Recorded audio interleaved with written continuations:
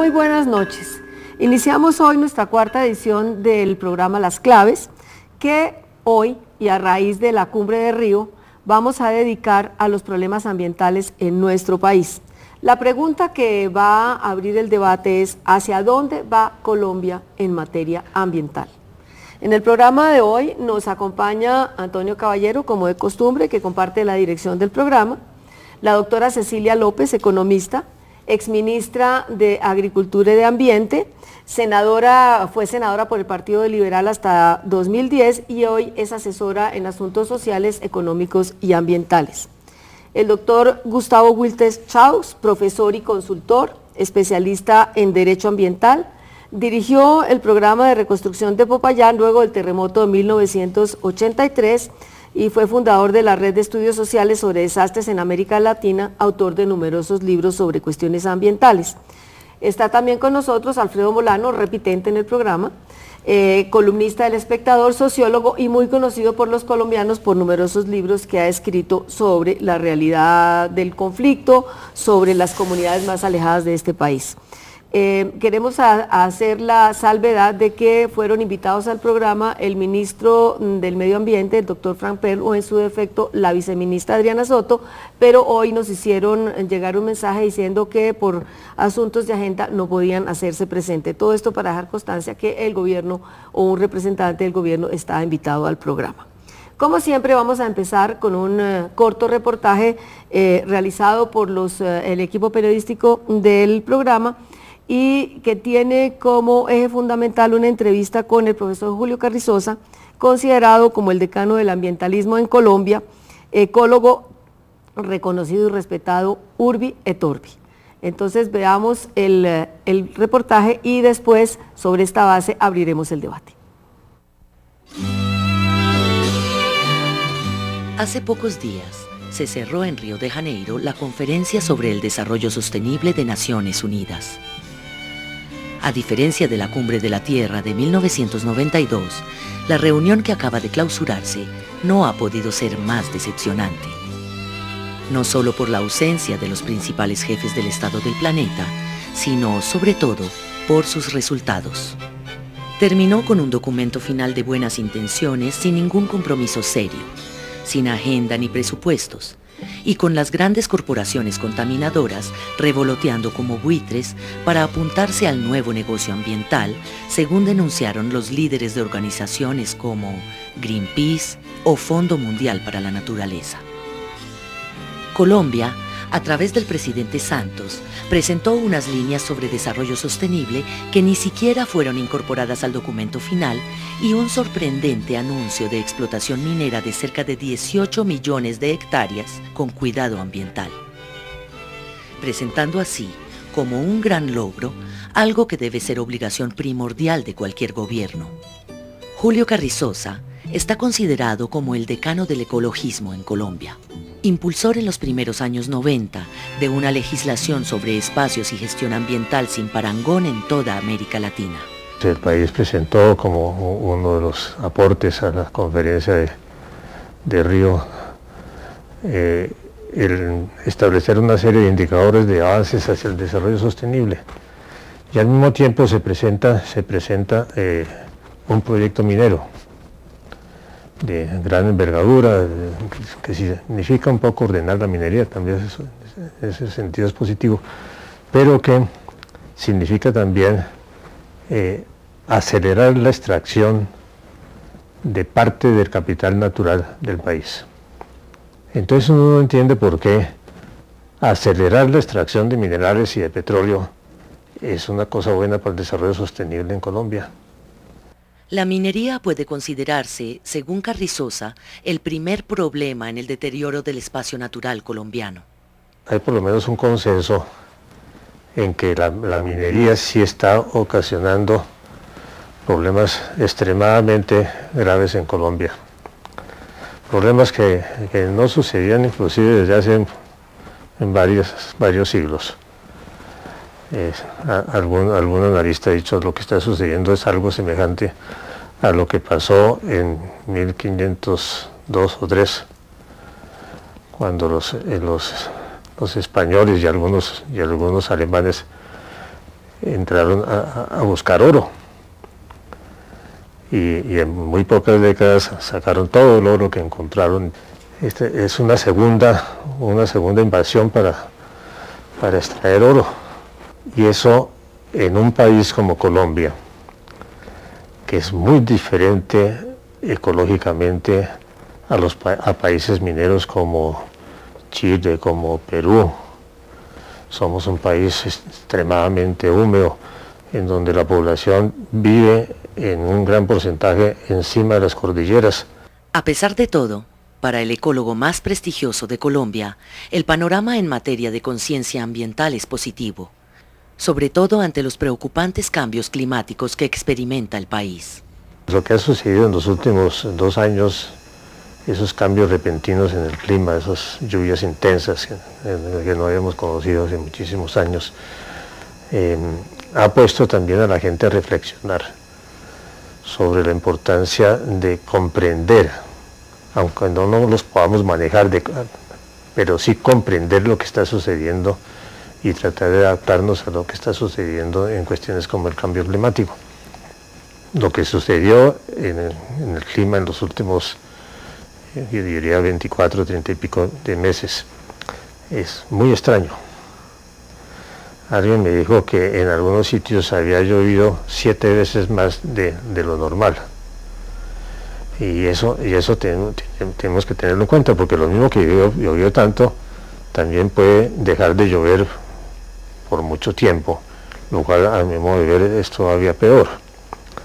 Piensen ustedes, por ejemplo, qué tal que dejara de llover en el páramo de Chingaza, lo que sucedería en esta ciudad. Entonces, esas circunstancias ya que lo tocan a uno muy directamente, yo pienso que están produciendo algo muy bueno, es que la gente reflexione sobre la complejidad de este país. Colombia es el segundo país con mayor biodiversidad del mundo, uno de los pocos en los que aún pueden descubrirse nuevas especies de fauna y flora, el primero en muchos aspectos ecológicos. Pero es también un país donde una especie, la especie humana, sufre el primer problema ambiental de la región, la pobreza. Es uno de los países más amenazados por la rapacidad de las multinacionales de la minería y el petróleo. ¿Hacia dónde vamos en materia ambiental?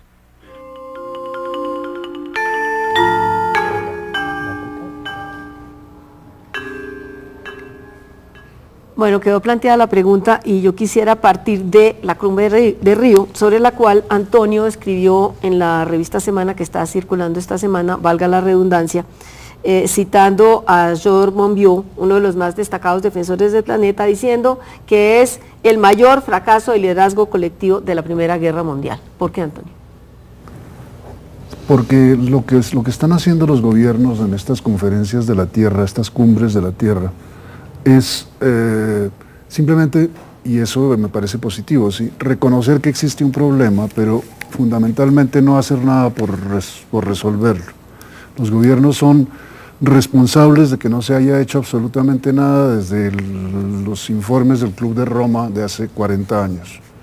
Lo que dice Monbiot, que es como falla en el liderazgo colectivo desde la Primera Guerra Mundial, es que la Primera Guerra Mundial fue causada por las torpezas de los dirigentes políticos, y la destrucción de la vida en este planeta está siendo causada por la torpeza de los dirigentes políticos, que serían los encargados, y son ellos mismos quienes lo dicen, de preservar lo que existe, y sin embargo prefieren destruir lo que existe porque piensan a cortísimo plazo. Es la tesis de mi columna, digamos, los gobiernos no piensan sino en ellos mismos, y el que venga atrás que arree.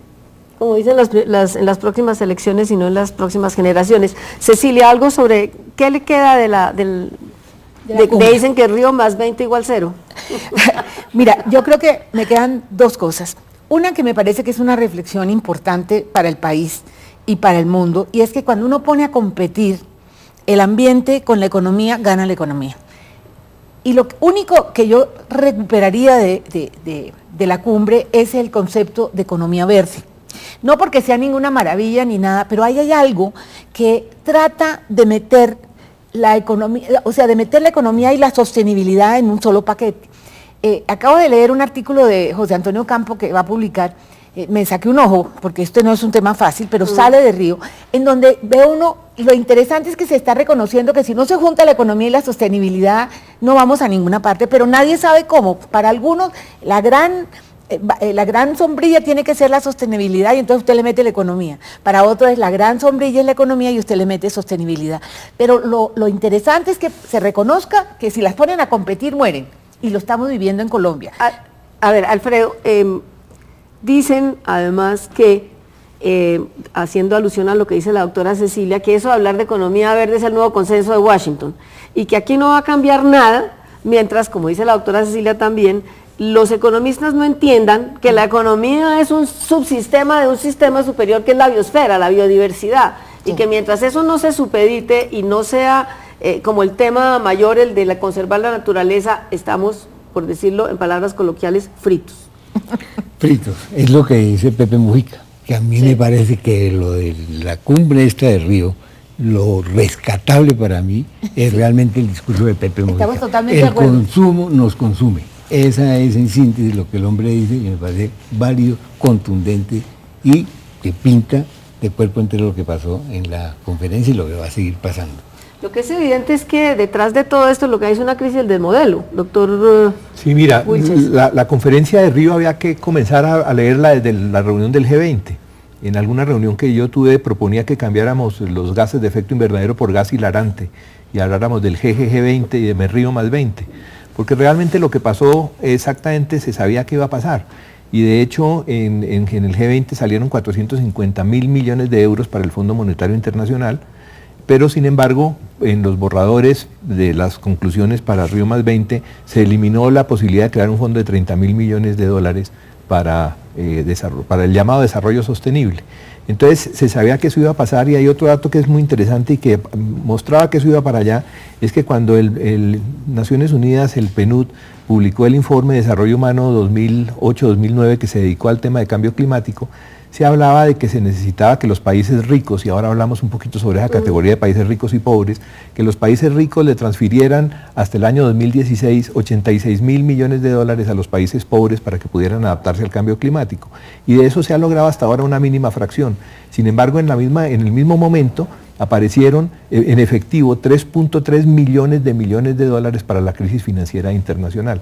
O sea que las prioridades del mundo definitivamente están en otra cosa. Pero ¿es posible el desarrollo sostenible si los recursos son finitos y si el crecimiento puede haber mucho, pero es que los recursos son finitos?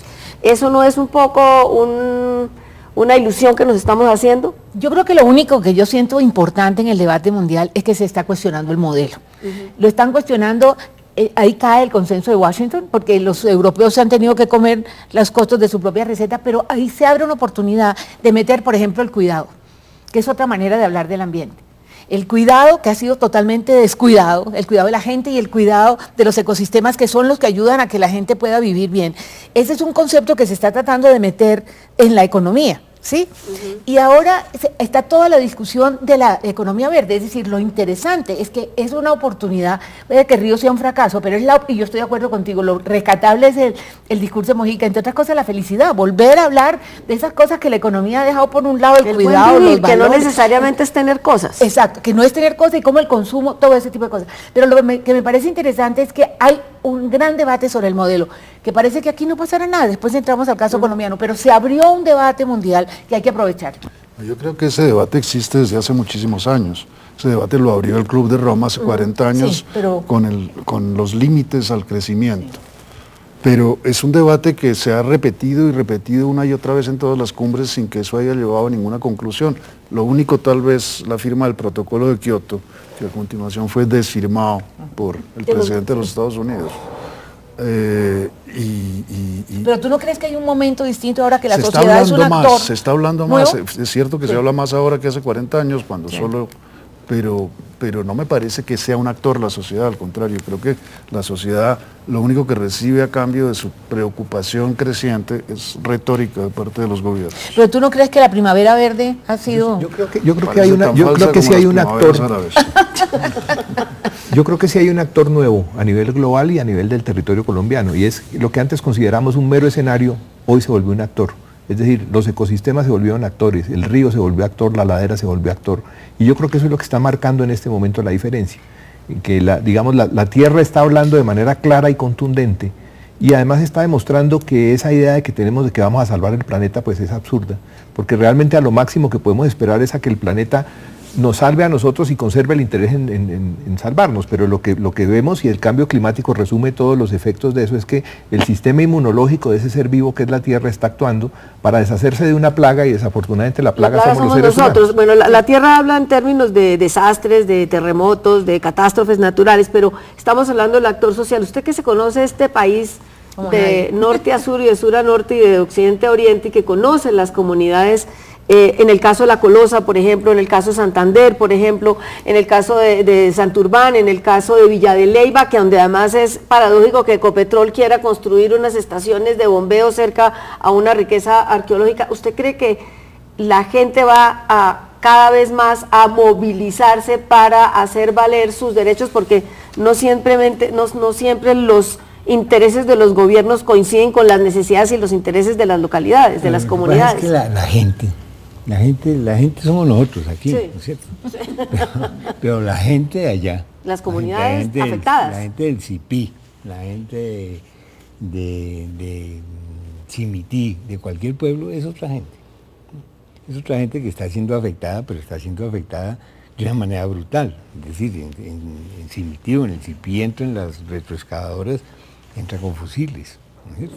Pues aquí podemos hablar de eso, que me parece muy bien, me parece muy válido, y eso puede estar creciendo esa conciencia, como dice Julio, como dice Gustavo, pero en realidad, es decir, la gente que maneja... La resistencia civil es muy difícil donde hay actores armados involucrados. La gente que maneja la economía, como decimos por ahí, la gente que maneja la economía no le importa a la gente, le importa su bolsillo. Y a la otra gente también tiene que sobrevivir, digamos, la gente en el CIPI, pues ¿qué hace?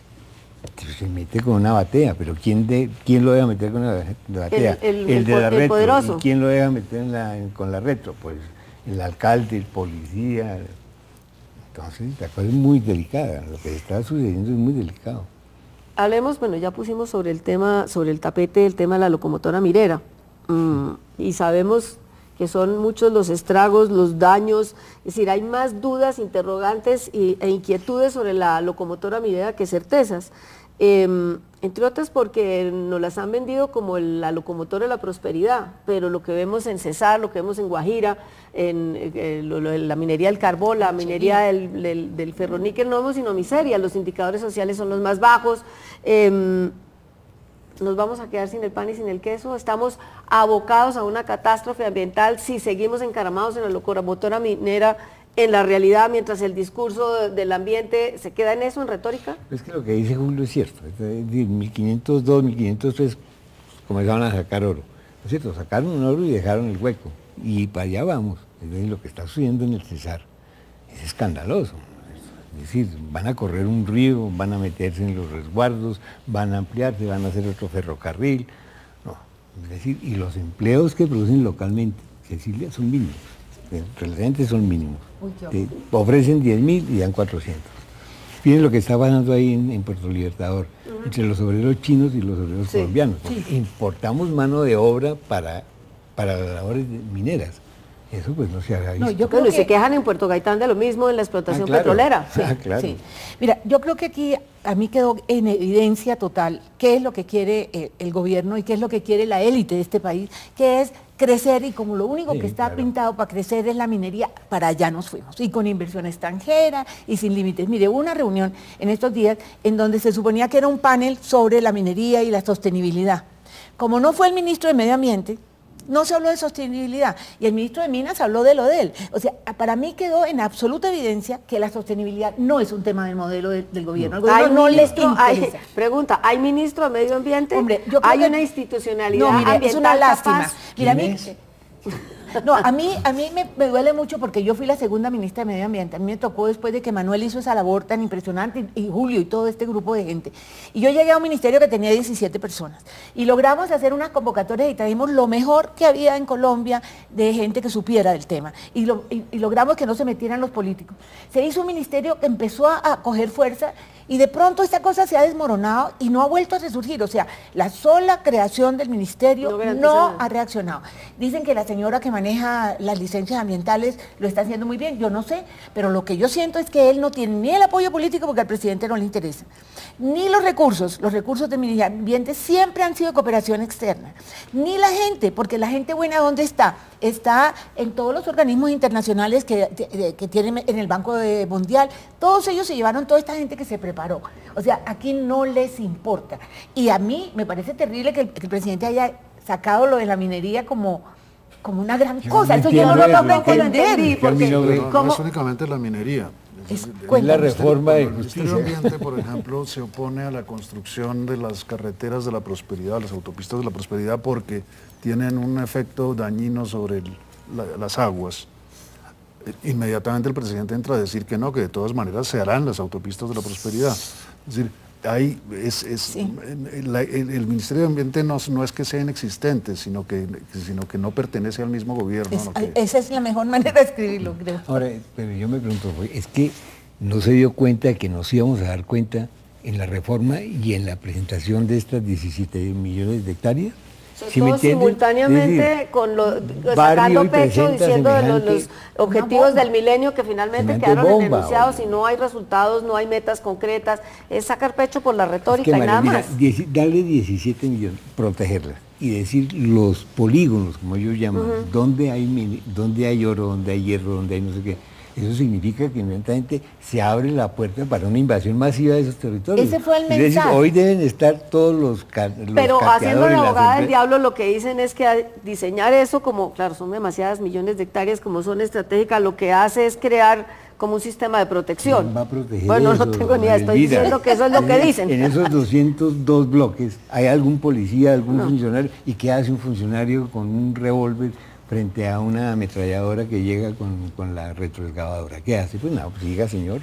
Pero acuérdese que muy a finales del gobierno de Uribe se hizo una subasta, y usó el término subasta porque era el que lo utilizaba el ministro de la época, de 48 millones de hectáreas para exploración petrolera. Eso incluía zonas alrededor del archipiélago de San Andrés. 48 millones de hectáreas es 1.300 y tantas veces el área construida de Bogotá y es 10 veces el tamaño de Costa Rica.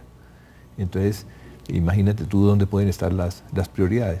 Pero yo quisiera hablar un poquito sobre lo que estábamos mencionando para caer a Colombia, y es que de todas maneras en el documento final de Río y en general en el mundo se sigue hablando de países desarrollados y países en vías de desarrollo. Hoy se sabe que los países que tienen un mayor impacto ambiental, una mayor generación de gases de efecto invernadero, son los desarrollados. Entonces, cuando seguimos dividiendo el mundo en países desarrollados y no desarrollados, quiere decir, en Colombia no tenemos tanto impacto ambiental negativo, pero haciendo un esfuerzo podemos llegar allá porque estamos en vías de desarrollo. Espérenos un momentico que llegamos Pero allá. Con la hipocresía de que los países desarrollados quieren que nosotros hagamos los que ellos no hacen. Claro, pero entonces yo creo que hay que comenzar como a cuestionar esas categorías, igual la de países ricos y pobres. Frente a los retos de cambio climático, los países más ricos son los que tienen una mayor biodiversidad, una mayor conservación de sus ecosistemas, una mayor riqueza étnica y cultural que está íntimamente ligada a la biodiversidad. La biodiversidad en este momento no es un problema o no es un tema estrictamente biológico, sino que es un tema biológico, ecológico, cultural, por supuesto. Un tema político. Es un tema político. Y miremos lo que pasa en Cundinamarca, por ejemplo. Cundinamarca tiene 48 municipios por debajo del nivel de la pobreza y tiene de esos 48 entre 25 y 30 municipios en pobreza extrema. Pero con seguridad si esos municipios que están en pobreza extrema, si el ranking se hace teniendo en cuenta biodiversidad per cápita, ecosistemas estratégicos per cápita, y estratégicos son los que realmente permiten adaptación o producción de agua, seguramente esos que están los más pobres se vuelven los más ricos, entonces aquí hay un reto a nivel mundial, pero también a nivel colombiano, y es ver qué es lo que necesitamos frente a los retos del cambio climático, porque a la naturaleza no le interesan los triunfos diplomáticos, no le interesan los acuerdos entre seres humanos, no le interesa que lleguemos digamos que acordemos y consideremos que es un triunfo aplazar para el 2025 las medidas que deberían haberse tomado hoy. No, los procesos, digamos, ecológicos de la biosfera, de los sistemas integrados del planeta sigue funcionando, y lo que tenemos que ver es realmente quién es rico y quién es pobre, pero cómo esa mayor riqueza que existe en los territorios se traduce en oportunidades de calidad de vida para la gente. Y el caso más didáctico lo tenemos aquí cerquita, y es que Bogotá tiene unas ventajas comparativas no solamente frente a otras ciudades de Colombia, sino del mundo. Por ejemplo, si deja de llover durante 3 meses en esta zona, va a haber agua para 7 u 8 millones de habitantes por todo el sistema de Chingaza. Y eso se debe porque municipios como Fomeque tienen cerca del 70% en su territorio en Parque Nacional dedicado a producirle agua para Bogotá, pero los habitantes de Fomeque no tienen agua. Ay, bueno, no. antes de, ya se nos acaba el tiempo de este primer segmento, yo quisiera dejar planteada una pregunta. ¿Se necesita la minería, sí o no? ¿Cuánta, cuándo, cómo, dónde? Porque yo pienso que tampoco se puede llegar al extremo de decir minería no de ninguna especie, de ninguna clase. Entonces dejo ese interrogante para buscar respuestas en el segmento siguiente.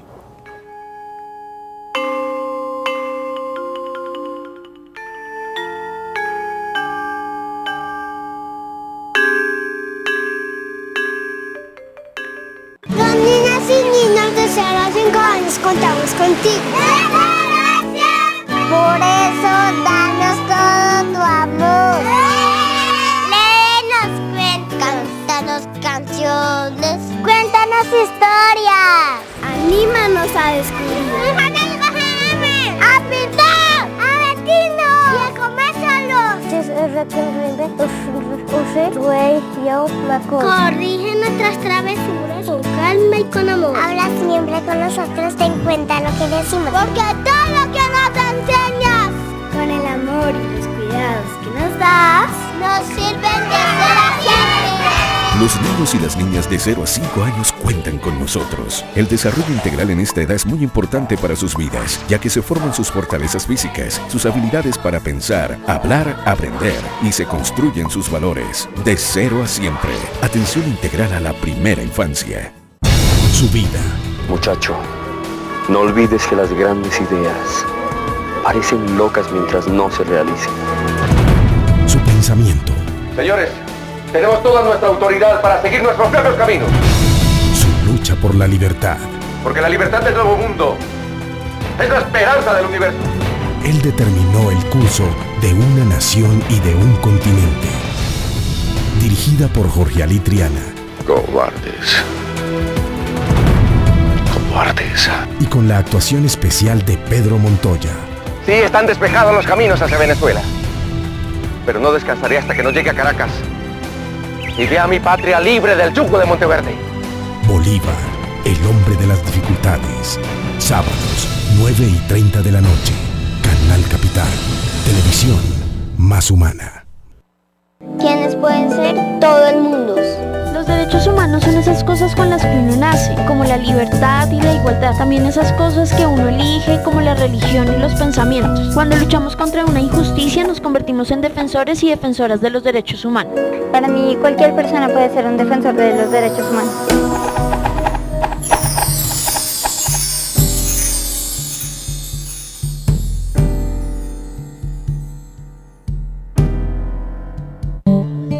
Señor, la cuenta, por favor. Su cuenta, señor. Esto es una precuenta, usted tiene que darme la factura de verdad. Si le entregan una precuenta, a usted le están robando el IVA que paga y le roban el bienestar a los colombianos. No se deje tumbar. A diferencia de una precuenta, una factura de verdad tiene la leyenda factura de venta o documento equivalente, el número de factura y la resolución de la DIAN. La factura es el ingrediente que siempre debe estar en el menú. Exíjala.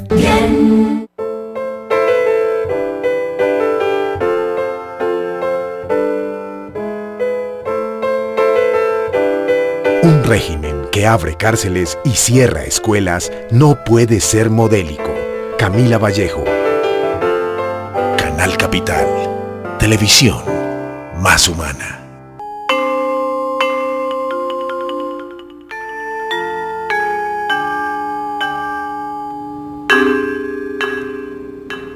Bueno, la pregunta, ¿se necesita la minería sí o no? ¿Toda? ¿Cuándo? ¿Dónde? ¿Cómo? Yo creo que negar en este momento la posibilidad de que Colombia crezca cuando los precios de las minerales están, bueno, ya no tanto, pero están a buen precio. Sí. Eso sería ir en contra de una racionalidad. Pero lo que no se ve aquí es que se reconozca que esto es temporal, que esto tiene un ciclo y que lo que hagamos con ese dinero y con esa forma de explotar va a marcar el desarrollo del país de aquí en adelante. ¿Por qué no se aprovecha para que refortalecer a lo que importa, que es la industria, que es el sector agropecuario que está en la olla, para usar un término coloquial?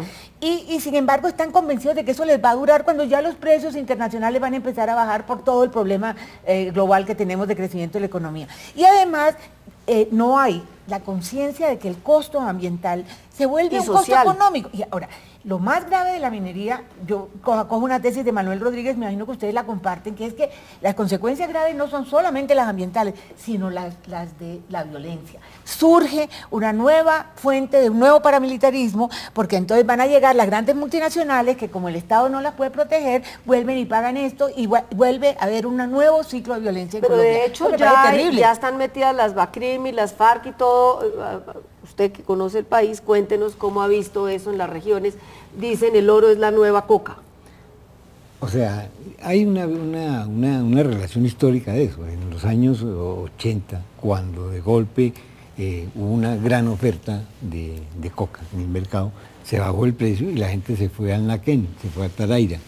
Y hoy está sucediendo eso, es decir, la fumigación, que digamos, aceptemos que corre a la gente para un lado o para otro. No es que acabe, pero corre la gente para aquí y para allá. Y esa gente cuando corre va a la minería, va al San Juan, por ejemplo. El San Juan está lleno, el San Juan del lado al lado está lleno, el sur de Bolívar está lleno, el Cauca está comenzando. O sea, en todas partes hay una cantidad de mineros de retroexcavadora que están terminando con lo poco, con las pocas minas aluviales que todavía quedan. Pero eso entran armados, ¿cierto? Entran armados y se sostienen armados y funcionan así, porque tienen naturalmente muchísimos enemigos y muchísima competencia. Bueno, dice un estudio de las Naciones Unidas que la minería en países en conflicto o en grave riesgo de conflicto son las que más producen violaciones de los derechos humanos, desplazamientos, problemas asociados con explotación de mujeres y niños, porque hay una gran mano de obra de la minería que son mujeres y niños. María, mira, fíjate que aquí hay una sociedad que es muy complicada, que es la sociedad del dueño de la tierra, el dueño del terreno, ¿no es cierto?, del dueño de las retros, que son varias, y de las tolvas y de las dragas, y los barequeros, ¿no?, los que trabajan ahí. Porque las retros se retiran 1 o 2 horas en el día para... Y ellos van a pescar ahí. Y ellos entran ahí, con permiso de las retros, claro. Claro. Y naturalmente en sociedad con el dueño de la tierra. Por lo tanto hay una sociedad entre esas 3 fuentes, entre esas tres personajes. Pero en cambio no hay presencia justamente del Estado, que es el dueño en teoría de los recursos subterráneos. Y si hay presencia peor, Antonio, porque entra... No,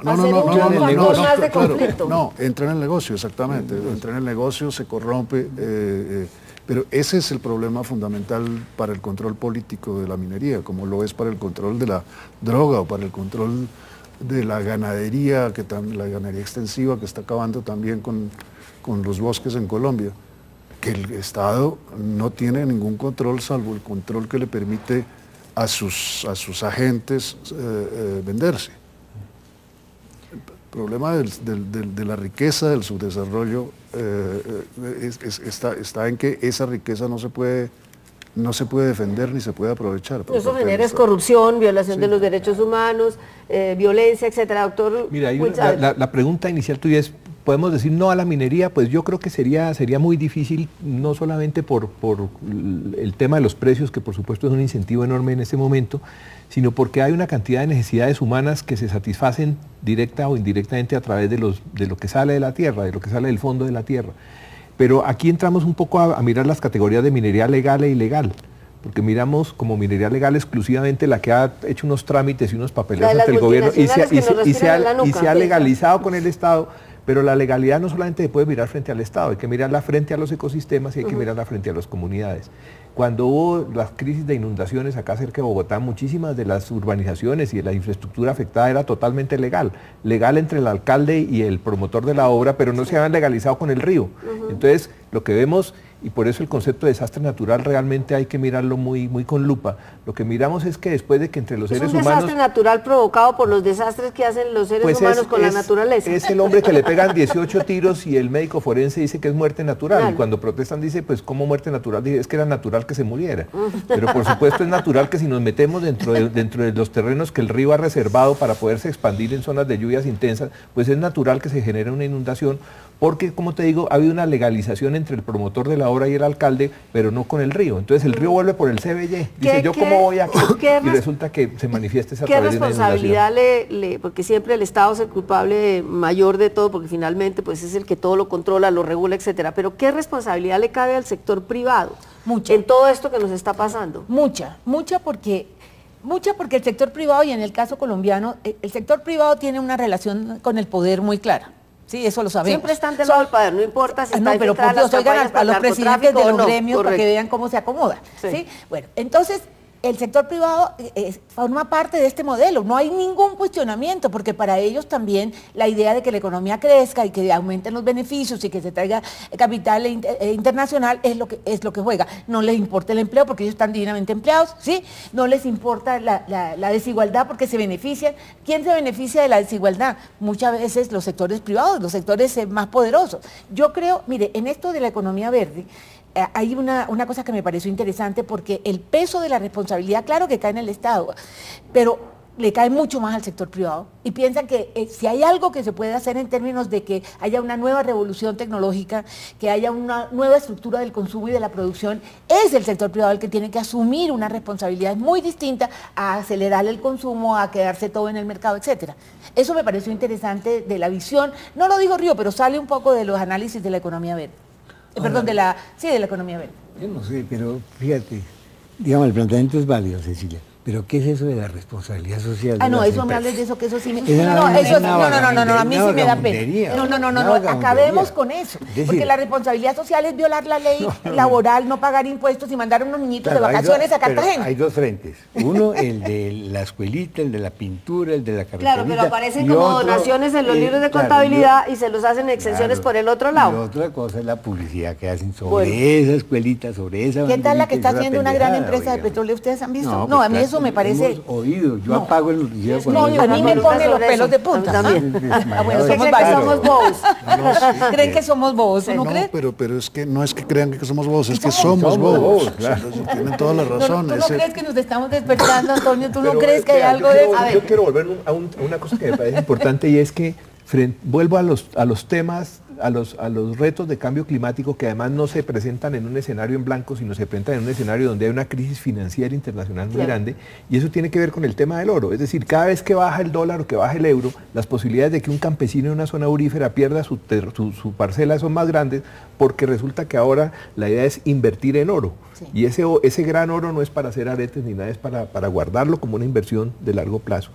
Pero Colombia tiene... Es más, los que usan aretes deberían usar menos aretes de oro y demandar menos oro. De acuerdo. Lo que pasa es que ahí hay un error muy grande, que es meter al barequero tradicional de los ríos, meterlo en el mismo paquete de la gran minería ilegal. De la minería criminal, la llama el ministro de Minas, de la doctor minería Cárdenas. Criminal, exactamente. Entonces, y ahí hay un debate, Guillermo Rudas, que es un estudioso del tema, él ha llamado la atención sobre eso. Es decir, no todo lo que no ha llenado los trámites es ilegal, y al mismo tiempo hay otra minería que ha llenado todos los papeleos, pero que es tremendamente ilegal frente a los ecosistemas, y los ecosistemas le pagan la cuenta. Bueno, podríamos seguir. Déjeme simplemente dejar la mención de que Colombia es un país con unas ventajas increíbles en términos de capacidad de adaptación a cambio climático. Yo no sé por qué cuando vino Al Gore comenzó a regarse la idea de que Colombia era el tercer país más vulnerable del mundo frente al cambio climático, y eso es absolutamente imposible. Es decir, las ventajas que tiene Colombia, tanto desde el punto de vista ecosistémico, la diversidad de climas, porque es que la diversidad no solamente son especies, sino son climas, son ecosistemas, la capacidad de rebusque, e inclusive una fortaleza institucional que tiene, que puede que no funcione lo ideal, pero el Sistema Nacional Ambiental, el Sistema de Gestión del Riesgo, que están muy lejos, digamos, en la práctica de llegar a la teoría, pero de todas maneras existe unos saberes acumulados y una fortaleza institucional. Pero que no se capitalizan. Existe una legislación avanzadísima. Pero la mejor legislación de América Latina. Como no se aplica. Porque fíjate que lo que se mostró ahora con la crisis invernal es que todos estos sistemas y me refiero al Sistema Nacional Ambiental y al Sistema de Gestión del Riesgo, etcétera, etcétera, no han logrado cambiarle la dirección al desarrollo. Es decir, y nos hemos dedicado entonces... Pero el problema es de los gobiernos. Por supuesto, nos hemos dedicado entonces a rescatar náufragos y en eso... Y no a reventar el modelo. Y no a evitar los naufragios. Es decir, cada vez hay más razones para que haya más naufragios y cada vez tenemos mejores capacidades para una de las rescatar los razones de esos naufragios es la deforestación, porque no hablamos un poco, ya hablamos de la minería, obviamente nos daría para horas. A ver. Es que un indígena me decía, bueno, pero si la cosa es sacar el oro de aquí, para guardarlo en un banco, porque no lo dejamos guardado aquí. Claro. Porque lo dejémoslo en el cerro, claro, es cierto. Miremos cuánto vale el cerro y ese es nuestro aporte, pero no, ¿para qué trastearlo? Claro, pero ahí hay un peligro grande que se está dando no solamente con el oro, sino se está dando con el agua, se está dando con los llamados servicios ambientales. Sí. Y es que, mire, en estos días alertaban, a mí me pareció que la cifra era muy baja. Del año 2000 ahora, más o menos 700 millones de hectáreas de tierras agrícolas han pasado a manos de inversionistas que no son del país donde pertenecen. Claro, los extranjeros, sí. Donde pertenecen. Entonces, hay gente que, claro, sigue eso. Dice, en lugar de llevárnoslo para el banco, dejémoslo aquí, pero ahora entonces nosotros somos... Este es nuestro banco. Claro. Pero ahí viene el tema de la deforestación. Aquí hay una cultura de tumbar bosques y de tumbar monte para volver potreros. La ganadería extensiva, aquí encontré un estudio que dice que entre 2000 y 2007 se deforestaron 336.000 hectáreas, 36.2% de bosques fueron convertidos en pasto y 38.2% en rastrojo o vegetación secundaria, que también terminó convertida en potrero. Ocupamos el nuevo y honroso lugar de ser el 8º país del mundo entre los que mayor deforestación sin registran. tantas cifras uno tiene que andar mirando en bus, por ejemplo. Vale. ¿Qué mira uno en el bus? Es decir, rastrojeras. Ni siquiera potreros con pasto, rastrojeras. Se tumban y vámonos, ¿no? Pero hay una cosa, Antonio decía, es que antes, las vacas están acabando con los árboles. Hoy día sucede lo contrario en los llanos. Los árboles están acabando con las vacas. Es decir, estoy hablando de teca, estoy hablando de la palma, están acabando con los hatos. Es decir, lo que antes iba de aquí a Puerto López ya va en Puerto Gaitán y va adentro, en la Cristalina, y va en Orocué. Es decir, la tillanueva están comiendo. Y estamos desperdiciando la posibilidad de convertirnos en despensa, en producción de alimentos, ¿o no? Es increíble. No, pero despensa para Colombia. Claro, porque, por ejemplo, Corea puede llegar y comprar 30.000 hectáreas en el Bichada y producir su palma, su maíz, su yuca, no sé qué, y llevársela directamente por el TLC. Pero nosotros, lo que digo es que traen además los obreros. El 29 de mayo, El Tiempo y Portafolio publicaba una noticia, y me acuerdo la fecha porque iba a hacer una conferencia y cuando me llega el periódico me devuelvo y introduzco ese dato que me pareció gravísimo. Del año pasado ahora se incrementaron el 50% la importación de alimentos a Colombia. Entonces, y hay un tema ligado a eso. Eso es lo que va a pasar con los CLCs, querido. Es que eso favorece a los consumidores que son fundamentalmente urbanos y entonces eso le parece regio al gobierno porque entonces van a tener opinión. Pero estamos dejando el campo. Es que aquí el campo no funciona, o sea, el campo y todo lo que funciona para explotar. El campo funciona en megaproyectos de... Es una destrucción deliberada. Aquí, desde la misión Kemmerer, hace 80 años, se decidió que el campo no debía tener campesinos. Sí. Y ese es el modelo que estamos siguiendo. Pues el modelo Carimagua del exministro Arias que quería era peones de los grandes empresas. La violencia llamada política de los años 50 era también una iniciativa para desocupar el campo. Necesitan un campo sin campesinos, como es el campo en los Estados Unidos, por ejemplo, que efectivamente... Pero con una diferencia que aquí, esa gente que vive... No tiene para dónde irse. Aquí no tiene posibilidades. No se ha dejado sacar así. No se ha dejado. Si algo se ha mantenido es el campesinado. Ahí están. ¿Cuántos millones tenemos en este momento? ¿8 o 9 millones de personas en el sector rural? 11. Pero sí, a ver, una pregunta que me surge ahorita, si se revirtiera el modelo, ¿hay posibilidades en un mundo globalizado donde la mayoría de la población es urbana, que la gente quiera volver al campo? ¿O es un poco soñar? Lo que hay que hacer es que lo que pasa es que la brecha rural-urbana en vez de reducirse se ha aumentado, es que así sí es muy difícil. Mire, antes de comenzar el programa estábamos hablando con Cecilia, que una vez alguien me decía, estábamos hablando de eso, decía que la lucha del campo con lo urbano era lucha de tigre contra burro amarrado. Yo le decía, eso dicho por el que amarró el burro es muy grave, porque por supuesto, cuando todas las medidas son urbanocéntricas, pues por supuesto el campo va a irse quedando para atrás, y eso no es una cosa accidental, es intencional, porque realmente el campo debería estar en manos de grandes empresas que tengan una capacidad de producción y que los campesinos se vuelvan como trabajadores de esas empresas, lo cual nos genera una vulnerabilidad grandísima. Yo me voy a lo que dice Velosa, que vivan los campesinos y que los dejen vivir, que el campo sin campesinos existe sin existir.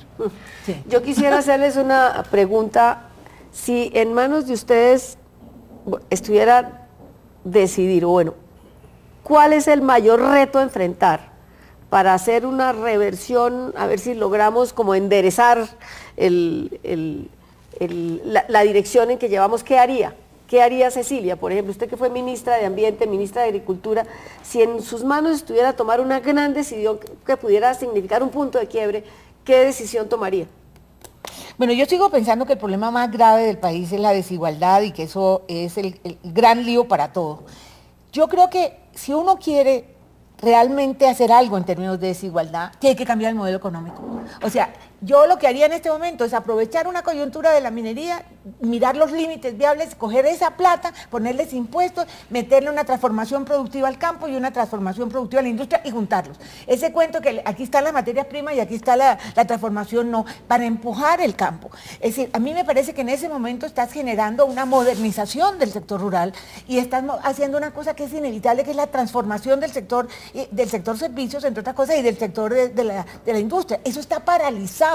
Nuestra industria la van a arrasar los TLCs y además frenaría los TLCs, porque los TLCs lo que están haciendo es abriendo una competencia y no preparando al país. Perdimos 6 años con el TLC gringo, ¿sí? No hicimos nada y ahora seguimos haciendo unas cosas absurdas. TLC con China, ¿usted se imagina?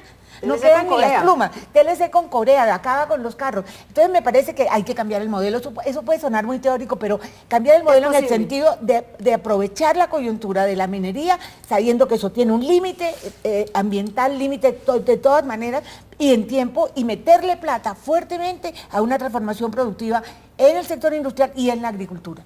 Alfredo. Bueno, pues la minería, francamente, yo soy un poco soñador. Pues yo le dejaría ese oro, se lo dejaría a los barqueros, que los barqueros vivan, son millones de barqueros, miles, que vivan, que trabajen en su oro. Pero la contaminación de las aguas con cianuro, sí, se ayuda pero hay soluciones a eso, hay un oro verde que puede tener alguna solución. Sí, en el Putumayo, ¿no? Ahora, lo otro, la gran minería de carbón, no sé por qué, por ejemplo, ese carbón no se usa para producir energía, en vez de exportarlo. Entre otras porque creo que nosotros no consumimos sino el 5% de lo que se produce, ¿no? Y el además, resto... la parte tributaria, no sé cómo será, pero en todo caso Cerrejón entra toda su maquinaria y todo lo que necesita, es decir, libremente. Y contamina la vía Cartagena, de Santa Marta. No, es decir, lo que está pasando con la minería en Cerrejón, pues en La Guajira, es tenebroso y lo que va a pasar. Y ahí están pagando el 4%, el 5% de impuestos. Eso es increíble. Y además el argumento es que entonces se espanta la inversión extranjera, pero uno se pregunta, si no se han espantado los que explotan petróleo. Si no se espantaron en Ecuador. Bueno. Con lo que negocio es negocio. Negocio es negocio. Claro, si les interesa, y aquí está, pues, doctor Wilches, ¿usted qué haría? Yo 4 prioridades absolutas para tomar cualquier decisión. Primero, que garantizar agua en cantidad y calidad. Si usted garantiza agua, el 80%, digamos, de los retos frente al cambio climático están solucionados. Entonces, cualquier medida que se va a tomar, ¿esto cómo va a contribuir a proteger calidad y cantidad de agua? Segundo, resiliencia climática. ¿Qué es eso? Es capacidad, digamos, de la telaraña de aguantar balonazos. Que se vino el fenómeno de la niña fuertísimo, pero lo aguantamos. Que pasamos de la niña al niño, como está sucediendo ahora, pero lo aguantamos. Entonces, eso tiene que ver con la diversidad, con la integridad de los ecosistemas, pero eso tiene un límite también. Con lo que hay que proteger. Tiene un límite, pero de todas maneras, una cosa es que no aguanta, es que el problema nuestro no es solo que no estamos adaptados a lo anormal, sino que no estamos adaptados a lo normal. Estábamos hablando ahora de Villa de Leyva y hace años, cuando todavía no había el boom del cambio climático, la noticia del viernes era que no había agua en Villa de Leyva porque por el verano y caía un aguacero tremendo el fin de semana y el lunes no había porque había llovido. O sea, aquí no solamente estamos inadaptados a lo anormal, sino a lo normal también. Entonces, primero, agua. Segundo, resiliencia climática. Tercero, importantísimo, seguridad alimentaria. Es que se pueden caer las bolsas de Nueva York, de Europa, se puede caer el euro y todo, no hay ninguna razón para que en Colombia se pase hambre.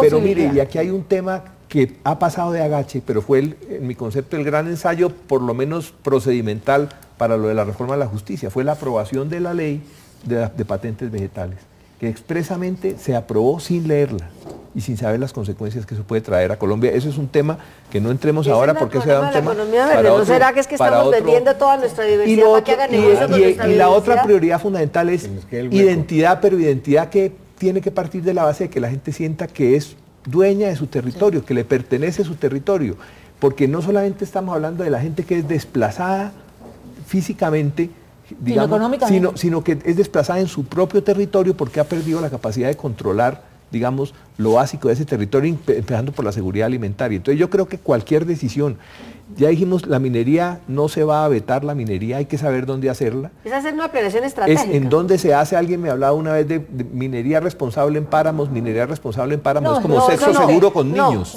No, de acuerdo. Pero yo creo que con esas 4 prioridades, que vamos a poner un astronauta colombiano en Júpiter, pongámoslo, pero primero que todo veamos eso qué va a implicar frente al agua, la seguridad alimentaria, la resiliencia climática y la identidad del territorio. A mí me gusta el término es minería amigable.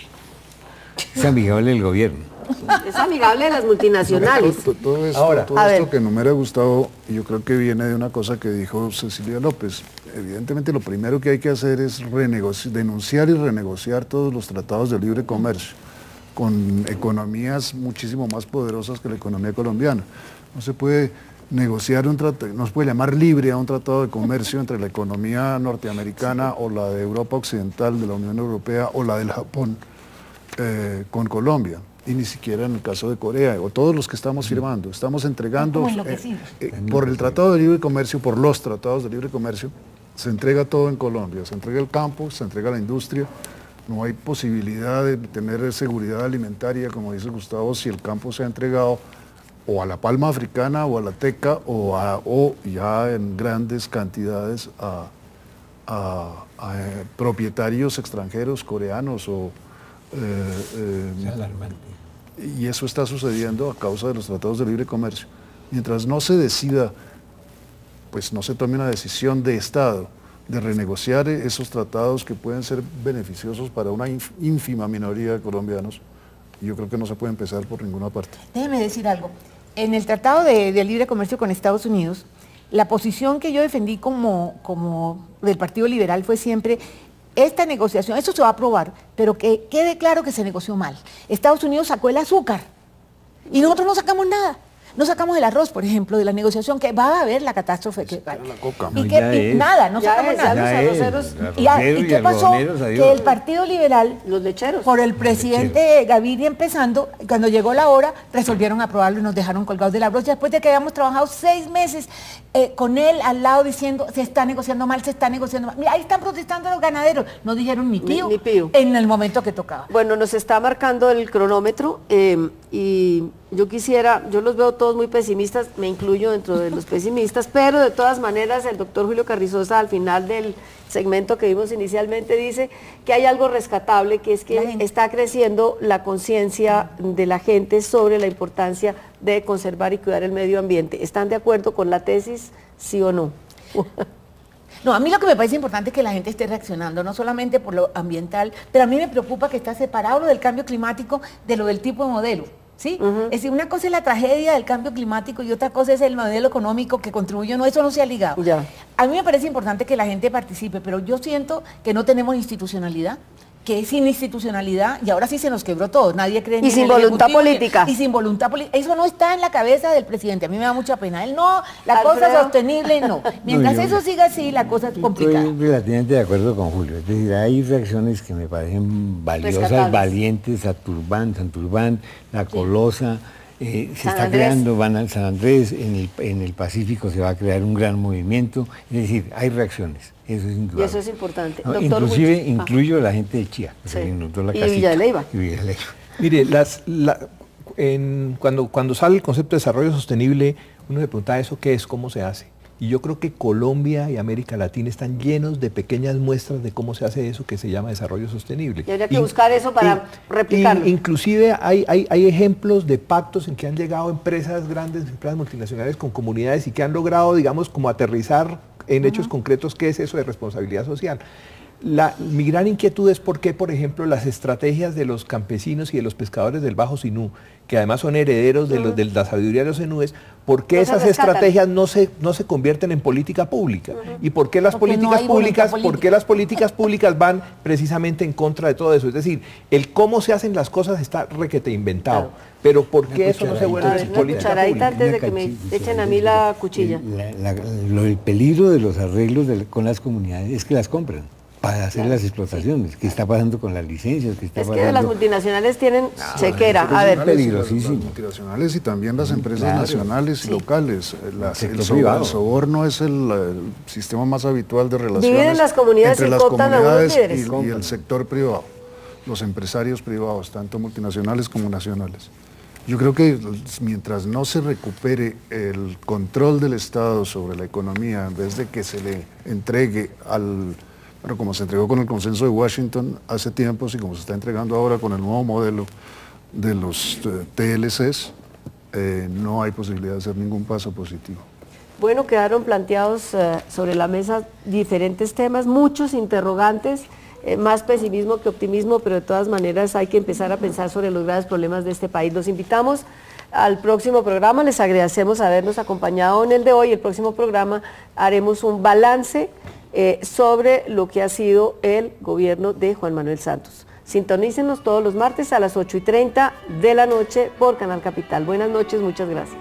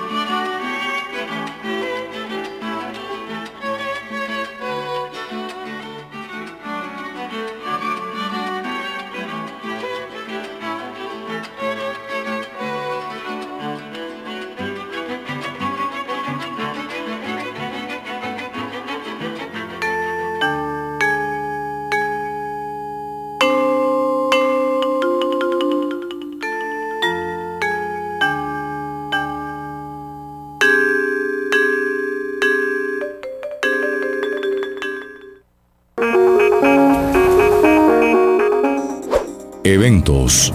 En Cali, Cuarta Asamblea Nacional de Personeros, para destacar el fortalecimiento, promoción y defensa de los derechos humanos, en especial de las comunidades más vulnerables. Fecha, julio 12 y 13, hora 8 de la mañana.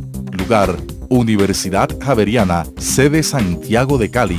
Informes, teléfono 382-0450, extensión 475.